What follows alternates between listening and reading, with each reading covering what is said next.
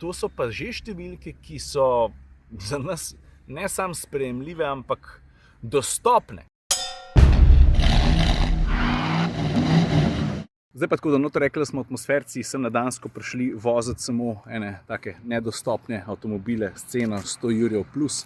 Bi rad pokazal oziroma usmeril tvojo pozornost na en, kar se mene tiče, zelo zanimiv pa potencialno tudi zelo pomemben avto za slovenski trg. Zato ker veliko časa govorimo o e-mobilnosti, sem pa tja je to fajn, sem pa tja gre to mrskomu tudi na jetra, ampak dejstvo je, da se e-mobilnosti, da se ji upiramo tudi zato, ker ne najdemo cenovno učinkovitih rešitev, ki so zapakirane v dostopne avtomobile, tudi mersko gledano. Sej, e-mobilnost, a si videl, kjer avto je, e-mobilnost ni za vsakega, ampak zelo pogosto pa na koncu pridemo do tega, da kaj pa, če bi kdo končno naredil en kompakten, dostopen, majhen električni avtomobil, katerega cena ne bo sky high. No, eden takšnih je avto za mojim hrbtom. Kar gledaš je nova, 4. generacija Citroena C3. Ja, vem. V očeh mnogih, tudi mojih, je bil Citroen C3 vedno en tak majhen, ljubek, pa tak bolj v krogu avtomobilček. Zdaj so užgali čist drugo noto, ki prije do dizajna, ampak se tudi to je prav. Zdaj ne vem, če bomo mogoče to premočne besede, ampak zna biti, da bo naslednji, tale Citroen C3, eden od tistih znanilcev nove, drugačne dobe e-mobilnosti, ki bo dejansko dostopna in to je kar pomemben. Vidiš, črka E ga izda, da gre za štromarja. Bo pa, oziroma je pa C3, to je tudi zelo pomemben, na voljo tudi z bencinsko-hibridnim pogonskim sklopom za tiste, ki vam štrom ne paše, oziroma za vas absolutno ni primeren. Jaz sem že en tak tič. Zdaj, pri dizajnu ustavljati se preveč, ker gre za tako zelo subjektivno stvar, se mi zdi, da nima smisla. Je pa res, da je treba poudariti, drugačen pristop. In to mi je všeč. Gre za malo bolj, bom rekel, oglato prezenco z detajli, ki ujamajo tvoj uček. Tudi to je fajn. In zdaj, glavni razlog, zakaj se je tale model znašel v vlogu, je, jaz sem vedno imel soft spot za manjše Citroene in me je ful zanimalo, kaj so naredili, zakaj je drugačen, predvsem pa, ker sem slišal ceno, sem rekel, ok, to je pa zdaj že nekaj, that's something we can work with. Predvsem v Sloveniji. In ker Slovenci smo, to moramo priznati, cenovno nadpovprečno občutljiv trg, ostanemo pri številkah. Električen C3, to je tale, v osnovi košta 24.800 evrov. Zdaj pa, če boš vzel Citroenovo financiranje, bojo oni rekli, ok, to nam je všeč, daj ti damo popusta jurja pa pol. Pa dajmo računati še ekosklad, 7.200 evrov. Hočem reči, da pazi zdaj, majhen električen avto, ki je obenem tudi zelo uporaben, bom pokazal kokpit in kabino. Napačno sem zračunal, ko sem snemal vlog, zdaj ga pa sestavljam, pa sem videl to napako.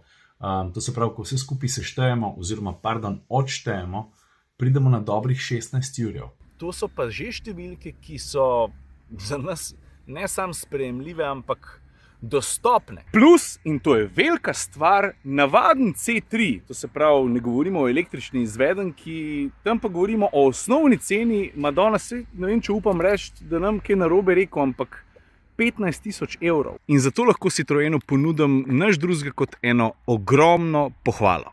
Zdaj pa če se usedemo noter. Ok, tole. Opa, a už padel? A ja, nož stavkaj, preveč gladek ta material, ne? Kokpit! Tale volanček je prav smešen. Ful je majhen, drznem si reči, da me spominja na izdelke v kakšnih Peugeotih, tisti njihov iCockpit pa droben volan. Stari, prej sem Lotusa snemal, pa sem pol plaže v avto prinesel. V glavnem, volan je zelo droben, preprost, porezan zgori in spodi. Meni je to všeč. Tudi oblikovno moram reči, da je precej zanimiv. Citroen, se veš, oblikovno z volani so si že marsikaj upali. Instrumentna plošča je tamle, gre za razmeroma ozek digitalen zaslon, pa potem vmesnik na desni. Vsem tem stvarem se bomo bolj detaljno posvečali takrat, ko pride avto na test. Tukaj spodi klasična stikala klimatske naprave, bravo, tudi to pozdravljamo. Sicer pa zelo preprosta, ampak nadpovprečno razgibana kabina. A je tole odlagališče? Mislim, da niti ni, ampak zgleda pa, da bi nekaj lahko noter zataknil, pa potem tukaj klasičen predal, pa ena koristna polička za kaj odložiti, pa tudi Madonna materiali, tale tkanina je zelo prijetna na vtip, sicer na vratih neke trde plastike, ampak ne pozabimo, v katerem segmentu se v tem trenutku nahajamo. Piano plastika tukaj, to mi ni všeč, ampak spet probimo se osredotočiti na uporabnost, cup holderji, še eno odlagališče in še en predal tukaj. V klasično Citroenovem stilu so se sem pa tja potrudili tudi s kakšnimi detaljčki, ki so tako malo cringe, ampak po drugi strani pa ne moreš jim zameriti, če se trudijo tukaj v kokpitu vzpostaviti neko tako malo bolj light ali pa veselo vzdušje, ker na šitki. Poglej, na sovoznikovi strani je tale rdeč, na katerem piše have fun, na voznikovi pa, če bom vrata odprl, ti bom lažje pokazal, pa be cool. Lej, če tega ne bilo nič narobe, ker pa je pa nekaj novega pa svežega, moramo priznati. Predvsem pa, kaj je značilno za Citroene? Kar vse in že od zmeri. Udobje. Sedeži. Njihovo primarno poslanstvo je nudenje udobja. Bočna opora ni izrazita in to je ok. So mehki. In ker smo že pri vožnji, jaz imam rad mehke avtomobile in Citroen C3 prejšnje generacije je bil najbrž najmehkejši sodoben mehen avtomobilček, mogoče celo malo preveč, za moj okus. Citroen C3 prejšnje generacije, tretje, je bil izredno mehek. Pa imam rad avtomobile, ki se ne pretvarjajo, da so športni, pa so pač primarno osredotočeni na udobje, ker je prejšnja generacija zagotovo bila.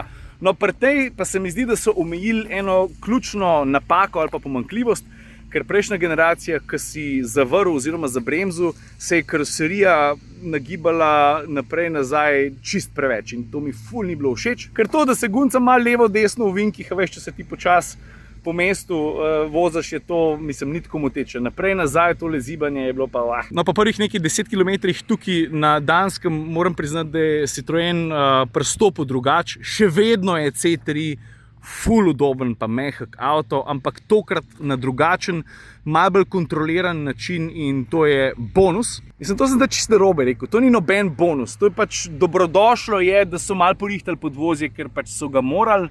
In to je to, zelo prijeten bo za voziti, to lahko garantiram. Ti placa v drugi vrsti pa, takole smo rekli. Da si neki rihtam zid, pa sem opazil nekaj, kar mi je šlo na jetra, se mi zdi, da že prej. Madonna stari, zakaj pa tega ne porihtate? Če hočeš nastaviti naklon tegale dela, moraš roko potisniti tle v en zelo ozek, bom rekel, odprtino.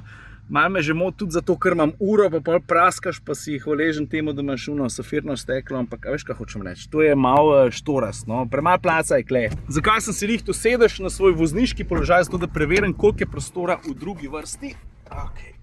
Druga vrsta klop je, bi rekel, še občutno mehkejša od sedalnih površin spredi. Prostora, v strop ga je, čak se malo. A ti vidiš to, placa kakor češ za noge, bom rekel to, kot vseh malčkih podobne velikosti. Pa škaj sem tukaj najdu? Še dva našitka. Torej, če imamo spredi have fun, pa be cool, imamo zadnji be happy, pa feel good. Pa saj fajn, no? Lej, to me je malo presenetilo. Se mi je všeč, to moram reči, fajn.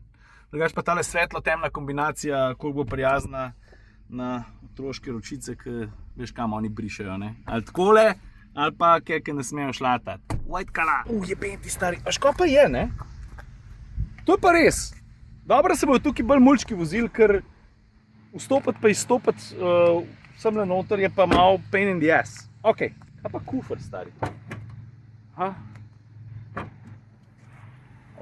Stari, kaj pa luknja? Citroen pravi, da je ponudil na voljo 328 litrov prtljažnika, kar je spet v skladu s tem, kar pričakujemo od segmenta. In v tem trenutku bom jaz tale vlog, prvo spoznavanje, bolj na hitrico, kar zaključil. Lej, tako je. Lušten se pele boljš, kot se je. Všeč mi je ta nov dizajn, predvsem pa Citroen pohvala za to, da se trudite narediti dostopen izdelek, ker cena je hud faktor. In s tem vas zapuščam. Folk, lepo se imejte. Adijo, čau. Čakaj, malo se mi mudi, moram še marsikaj posneti, tukaj avto imam na voljo, predvsem pa časa bolj malo. A veš, atmosferci imamo še druge zadolžitve tukaj. Snemati vloge z avtomobili tukaj na Danskem na vse tiste druge stvari, ki jih delamo, je not very easy. Malo časa imam, sem pa tja pol kakšnega skočem posneti.